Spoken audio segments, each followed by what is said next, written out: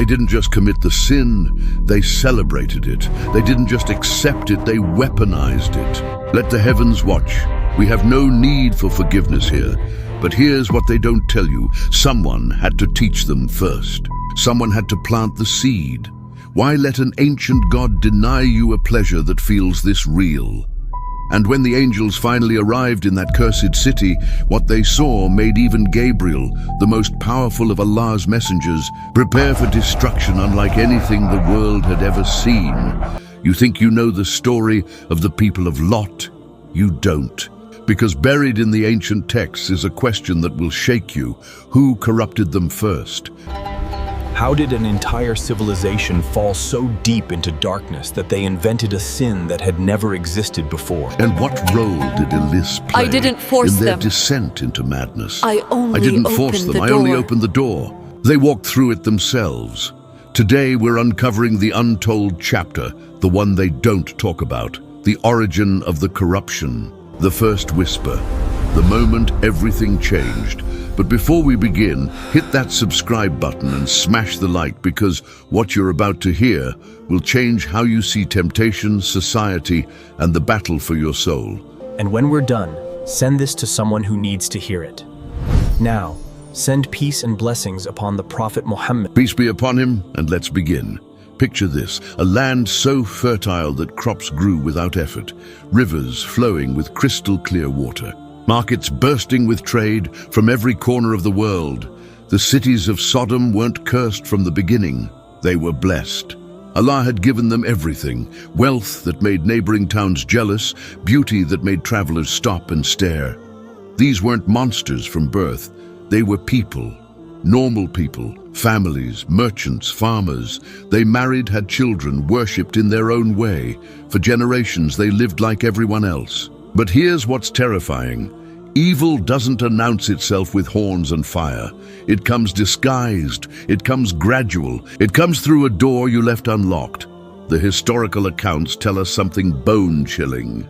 There was a time, a specific moment in their timeline, when this sin didn't exist. Not just in Sodom, but anywhere on earth. The Quran makes this clear. You commit a fahisha that no one in all the worlds has preceded you in. Think about that. In the entire history of humanity up to that point, across every civilization, every tribe, every nation, this particular transgression had never been conceived. The fitra, the natural disposition Allah created in mankind, had kept every soul from even imagining it. So what changed? Who broke the seal? The scholars of tafsir and the historians of old point to something deeply unsettling. A stranger came to their land. Some say he was a traveler from distant territories where Las had already been whispering for years. Others suggest he was one of their own, a man of influence, charisma, someone people listened to. But whoever he was, he carried with him an idea, a philosophy, a justification that sounded almost reasonable. Why should we be bound by these old restrictions? He would say in private gatherings. Look at how prosperous we are. Look at how blessed. Clearly we're doing something right. Maybe it's time we explored what truly brings us pleasure. After all, if we're not harming anyone, why should the heavens care what we do behind closed doors? You see, Las is a master strategist. He doesn't start with the sin itself. He starts with the questioning of boundaries. He plants doubt about divine wisdom. He makes you believe that your desires are more enlightened than ancient guidance. And in a society drowning in material blessings, where comfort had made them spiritually lazy, these words found fertile ground. The first instance, whatever form it took, was likely done in absolute secrecy, hidden, shameful even to the one who did it. But shame is a protection, and when shame is mocked, when it's called backward or old-fashioned, that's when the door swings wide open. Within a generation, what was hidden became whispered about. What was whispered became discussed. What was discussed became accepted, and what was accepted became celebrated. They didn't wake up one morning and decide to become the most corrupt people on earth. It happened slowly, choice by choice, justification by justification, until the day came when a young prophet named Lot would arrive in their streets and find a civilization that had completely inverted the natural order of creation. But by then, the stranger's work was done. The seed had grown into a tree of poison, and its roots had spread too deep to pull out. Listen carefully, because what I'm about to tell you reveals exactly how Shaitan operates. Not just then, but right now, in your time, in your society, in your own mind. Lust didn't send armies to Sodom. He didn't cause famine or drought. He didn't need to. Why destroy their bodies when he could corrupt their souls? Why take away their blessings when he could make them use those very blessings as justification for rebellion? This is genius-level manipulation, and it's been his signature move since the Garden of Eden. The attack began with a single concept: freedom. Not the freedom that Islam teaches, the freedom to submit to your Creator and liberate yourself from slavery to desires. No, this was different. This was the freedom to do whatever you want, whenever you want, with whoever you want, as long as it doesn't hurt anyone. Sound familiar? It should, because that same lie is being sold in every generation, repackaged with different words, but carrying the same poison. Blas whispered to the influential ones first, the thinkers, the poets, the wealthy elite who had time to philosophize while others worked. You're enlightened, he told them. You're not like those simple-minded people clinging to old traditions. You understand that life is about experiencing pleasure, exploring your authentic self, living your truth. Every sentence dripped with pride disguised as wisdom, and pride, that original sin that got last cursed, is the gateway drug to every other corruption. Here's where it gets diabolical. He didn't tell them to abandon belief in the Creator altogether. Yes, too shocking. Instead, he repositioned Allah in their minds. Of course God exists, they'd say, but God is loving, merciful, understanding. He wouldn't want us to be miserable. He created these desires in us, didn't he? So surely he expects us to fulfill them. To deny them would be to deny his creation. Do you see the trap? They used divine attributes to justify divine disobedience. They quoted mercy to escape justice. They twisted blessing into permission. And then came the language shift, because controlling language is controlling thought. What was once called perversion became preference. What was deviation became diversity. What was forbidden became freedom of choice. Last knows that if you can change what people call something, you can change how they feel about it. Make the harem sound harmless, and half the battle is won. But he didn't stop there. The masterstroke was turning victims into villains, oppressive, backward, hateful. Lot would later experience this firsthand, a prophet of God being called the problem, while the people destroying themselves were called progressive.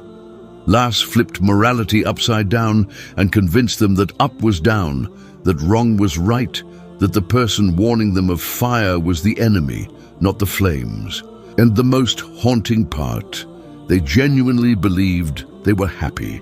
They thought their packed clubs and public indulgence were signs of liberation. They measured success by how much they could do without consequence, not realizing that the consequences were building inside them, in their hearts, in their society, in their sealed fate, like pressure in a volcano that would eventually erupt.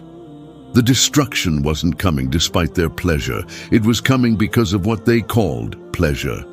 Ellis didn't need to destroy them. He just needed to convince them to destroy themselves, and they did it willingly, smiling all the way down.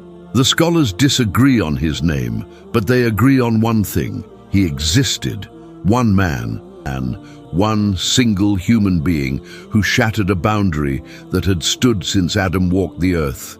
The first to commit the act that would define an entire civilization's downfall. And what's chilling isn't just what he did.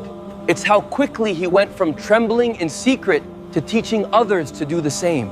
Some historical accounts suggest he was a man of status, wealthy, influential, the kind of person others looked up to, whose opinions mattered at social gatherings. He wasn't an outcast or a madman ranting in the streets.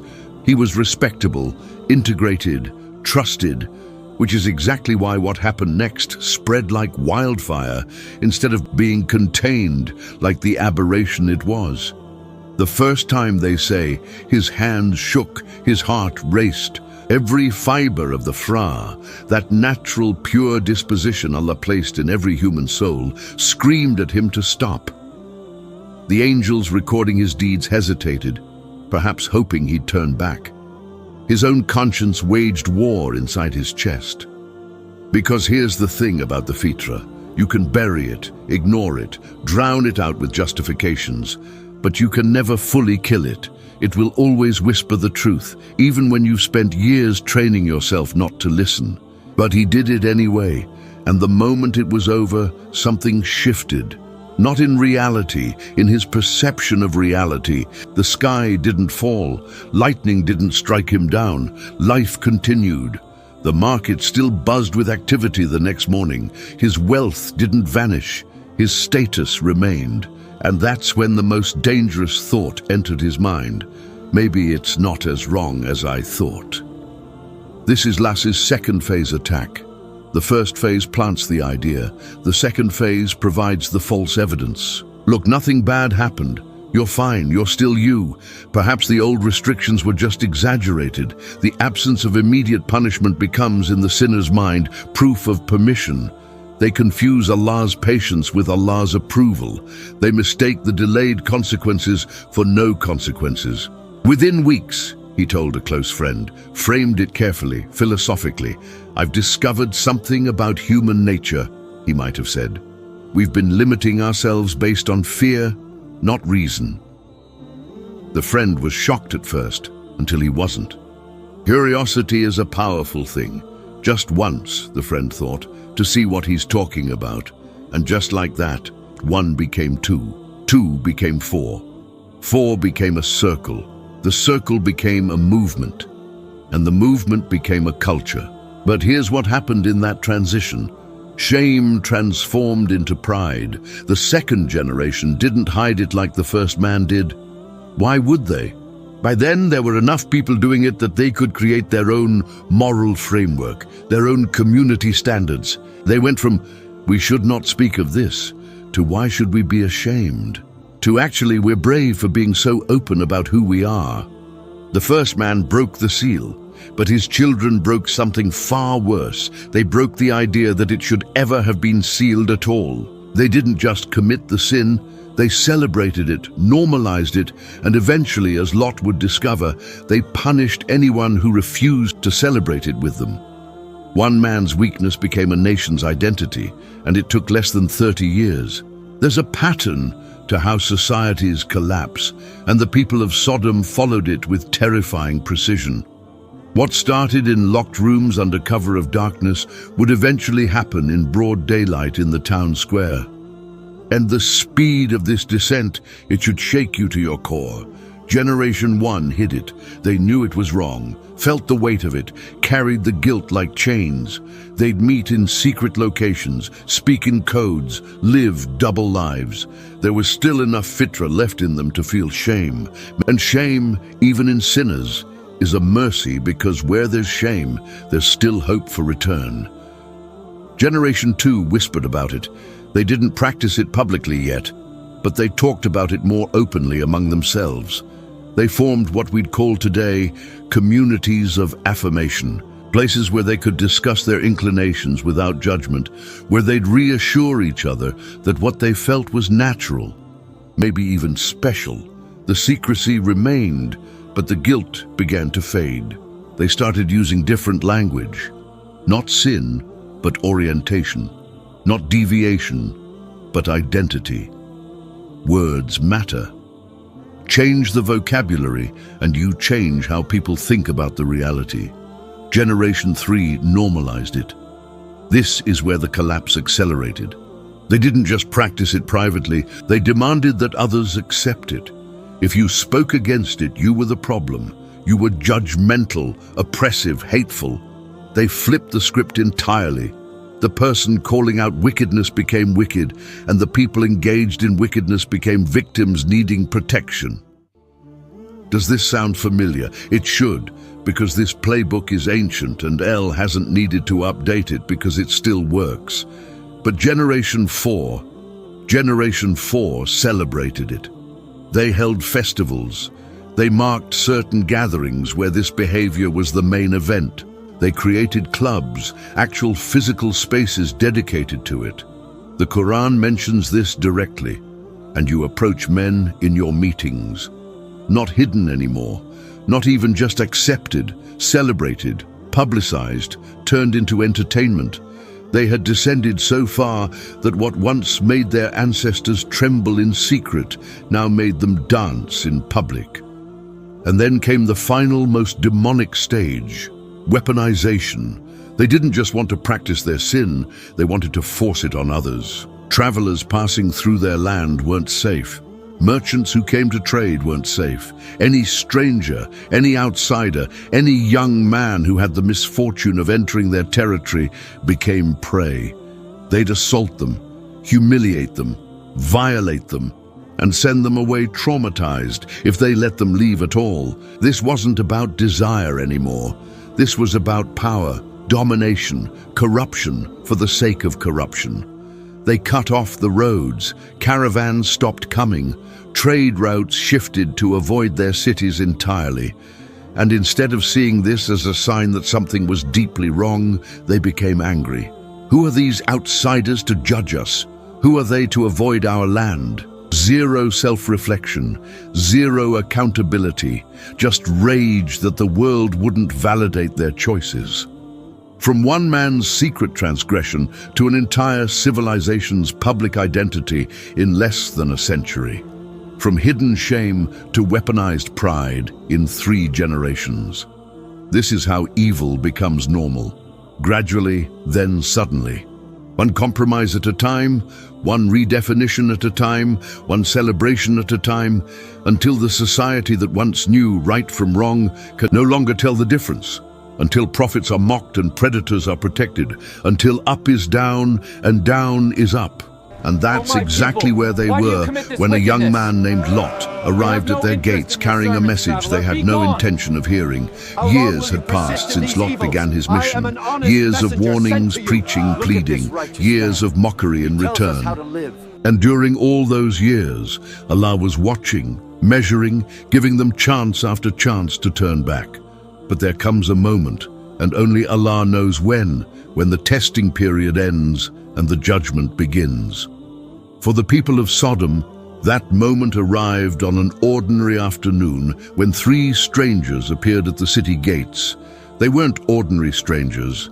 They were Gabriel, Mikael, and Israel, 3 of the mightiest angels in existence, warriors of the heavens who had witnessed the creation of worlds.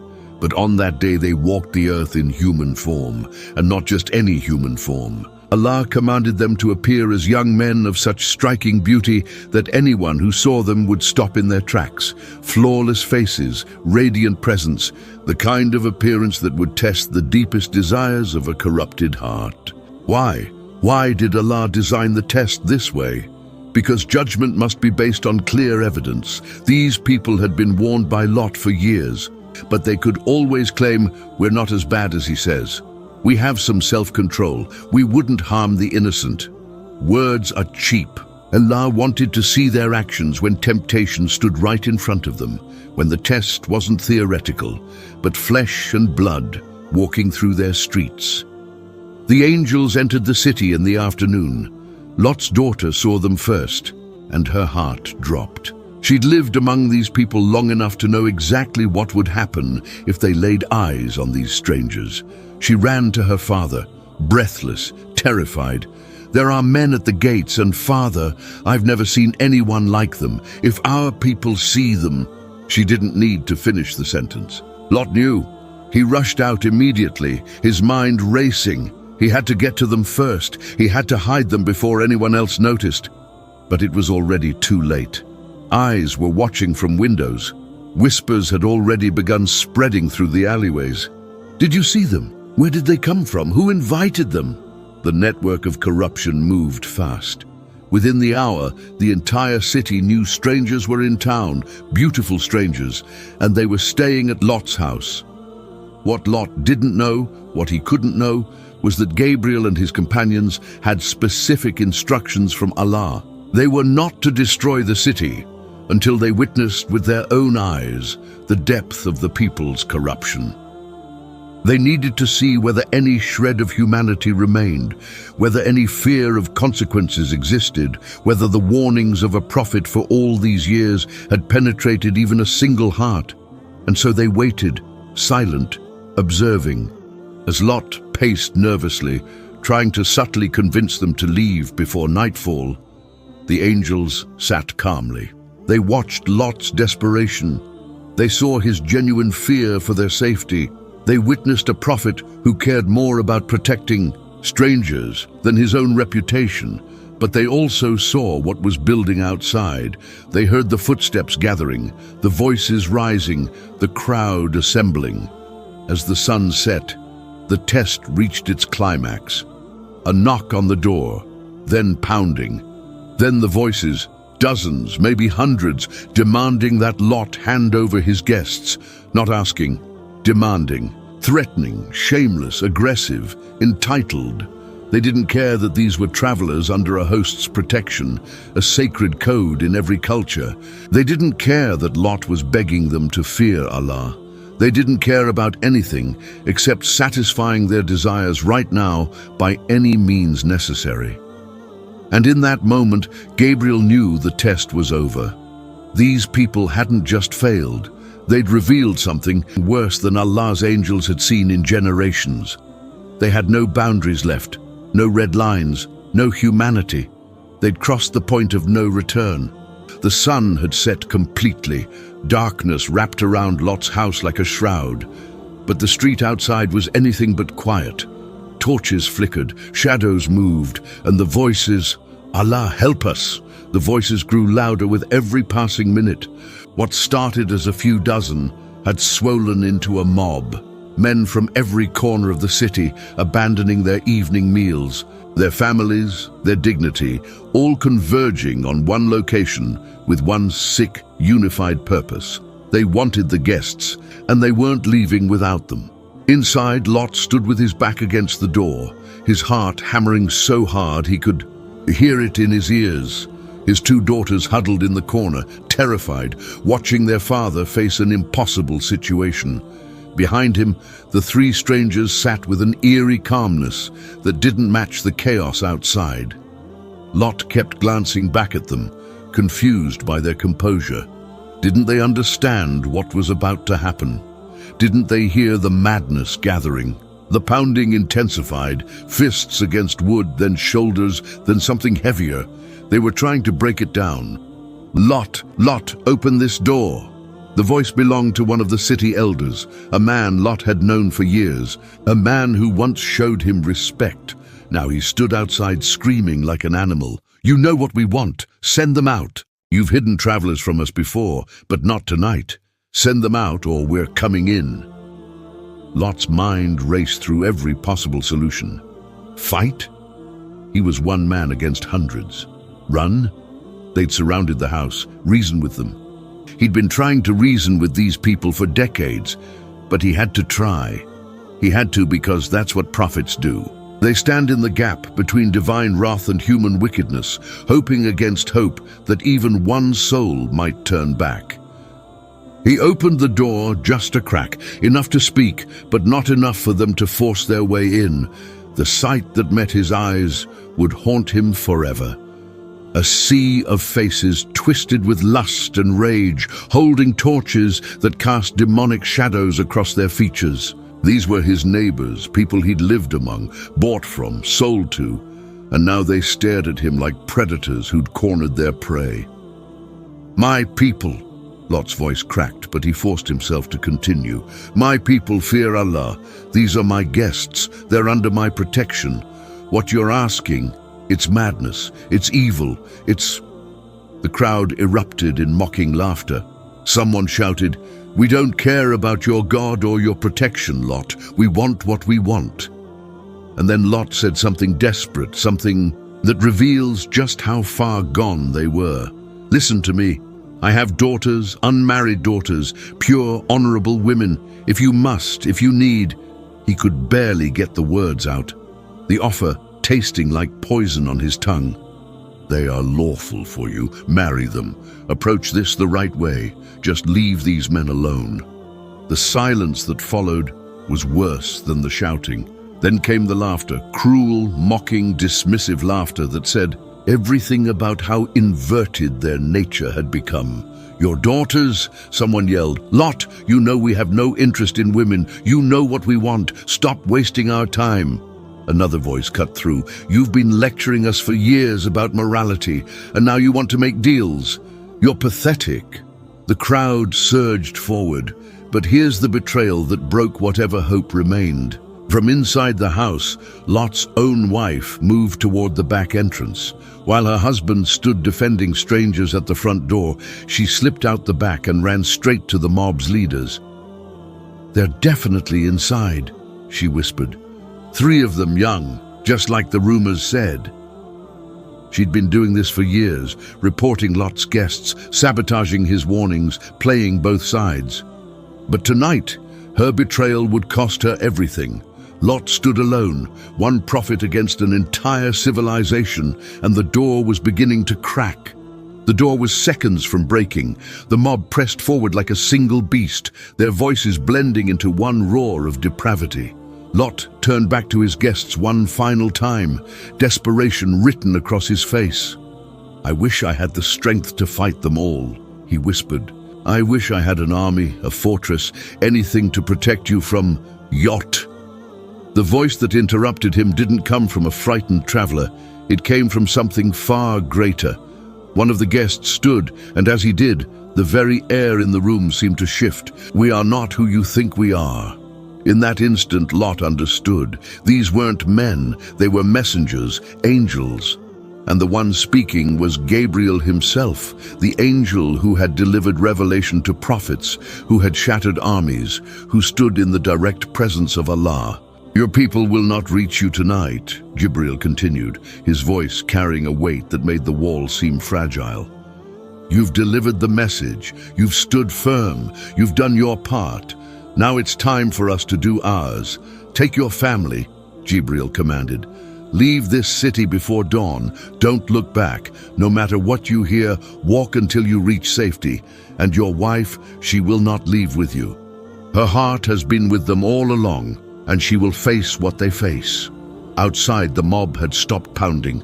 An eerie silence fell. Then someone screamed, a scream of pure terror. Then another, then chaos. Lot peered through a crack in the door and froze. The men who'd been clawing at his entrance moments ago were now stumbling backward, hands clutching at their faces, colliding into each other, falling over themselves in panic.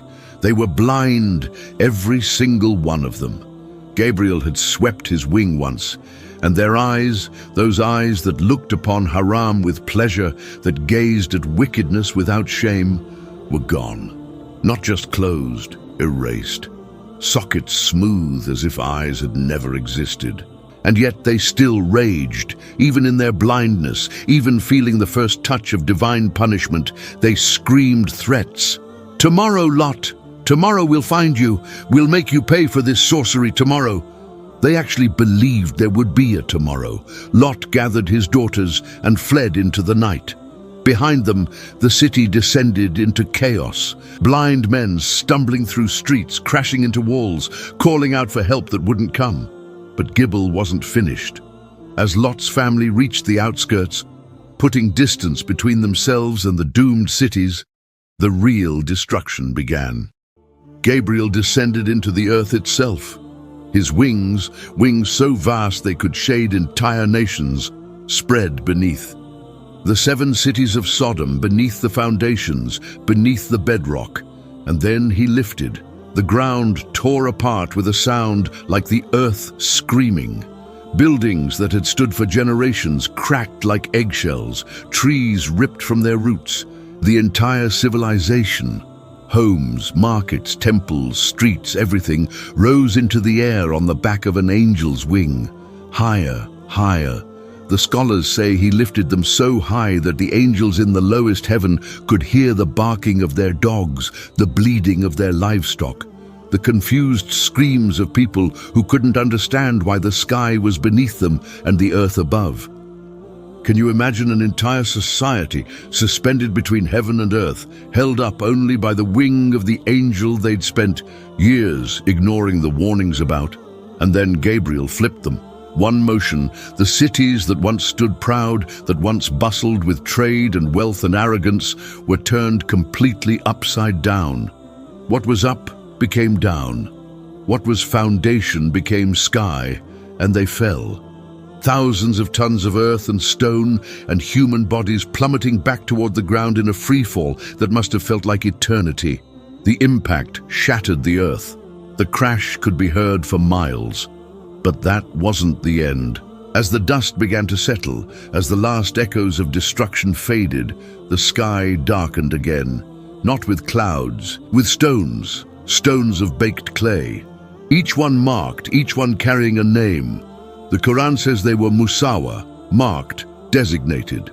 Every stone knew its target. Fire rained from heaven, and each piece found the person it was meant for. The man who first broke the fra, the elder who led the mob, the woman who betrayed her prophet husband, stone after stone, name after name, until not a single soul remained.